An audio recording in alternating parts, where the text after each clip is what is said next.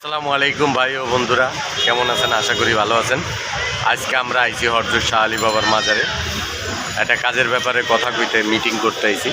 এই জায়গা আছে খাদক, অল বিশ্বের যে খাদক জহির মামা, আমরা বর্তমানে বসা আছে। আর আছে গিয়া আমাদের ছোট্ট ইব্রাহিম। আপনারা দেখতেছেন যে ও ভালো ভালো অ্যাক্টিং করে, নাটক বানায়, তারপর শর্ট ফিল্ম করে, টেলিফিল্ম করে। মামা, ঈদ কিরম কাটলো? ঈদ আল্লাহর রহমতে ভালোই কাটছে, খারাপ না। ভালো কাটছে। মোটামুটি কোথাও যাই নাই, সারাদিন দিয়াবাড়ি মরেছিলাম। যাক, আল্লাহর রহমতে মোটামুটি 5 কেজি মাংস বাইদারাদার দিছে, সেটা নিয়ে মারে নিয়ে আরামে চলছি, বা বইনের নিয়ে মারে নিয়ে একসাথে খাইছি। যাক, আলহামদুলিল্লাহ। তারপরে আমি দেখলাম যে আপনি ঈদের পরের দিনকেই শুটিংয়ে গেছেন। শুটিংয়ে যাই নাই, এটা আপনার রাজবাড়ি একটা বিয়ার প্রোগ্রামে গেছি। হুতাপাড়া না, হুতাপাড়া না, ওইটা তো কাজ করছি। ওইটা কাজ করার পরে হেনসা আইসা রাজবাড়ি গেছি একটা বিয়ার অনুষ্ঠানে ম্যান শ্যুট করার জন্য, সেখানে 3 দিন ছিল। আপনি তো অলরাউন্ডার, মানে সব কিছুই আপনি পারফেক্ট। যেমনি খাওয়ার ভিডিও করেন আপনি, তারপর নিজে ভিলেন চরিত্রেও কাজ করেন, নাটক, টেলিফিল্ম, সিনেমা, অনেক অসংখ্য সিনেমা দেখছি আপনারে।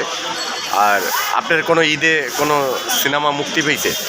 না, ঈদে সিনেমা মুক্তি পায় না, কিন্তু মাছরাঙ্গা চ্যানেলে নাটক একটা রিলিজ হয়েছে। কি নাটক? সেটা হলো ভাউচার না?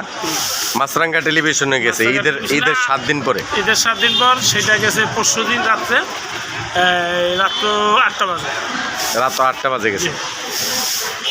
আর কি নাটক আছে আপনার?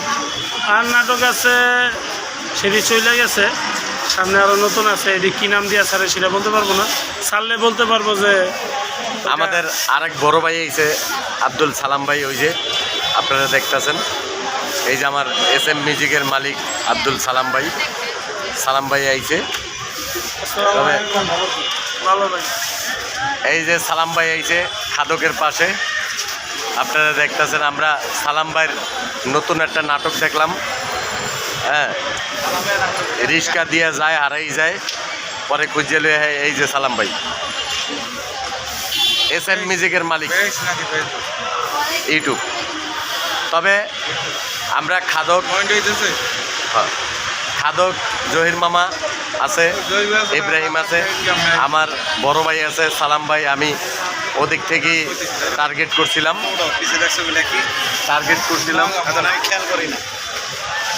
অনেক টার্গেট করছিলাম যে সালাম ভাই পিছন থেকে আইসে, আমি ভিডিওতে দেখতাছি। কিন্তু ভাগ্য কত ভালো, হযরত শাহ আলী বাবার দরবারে আবার আমরা আয়া পড়ছি। ভাই, আপনি খাদকের অনেক দিন পর দেখছেন, আপনার কি ভালো লাগতেছে? ভালো লাগতেছে, মানে খাদক বাংলাদেশে একজন নাই, এই জহির ভাই একাই। মানে অল বিশ্বে এইরকমের নাই? না, অল বিশ্বে আমি দেখি নাই। হ্যাঁ, ভিডিও আপনি দেখেন না ভাই? ভিতরে দেখি না, বাইরে আছে কিনা জানি না। বাংলাদেশের ভিতরে আর নাই। 1 লাগে 100 প্লেট খাইয়ে বলায় বিরিয়ানি। একটা কথা, এই যে এত বড় একটা ঈদ গেল, চিন্তা করছি যে সালাম ভাইয়ের বাইক যায় ওই পিছের রান্না কান্দে করে লইয়া এখন বাসায়, কিন্তু আমার ভাই দিয়ে জোটলো না। যাক, সালাম ভাই আসলে পাইতেন রান্না।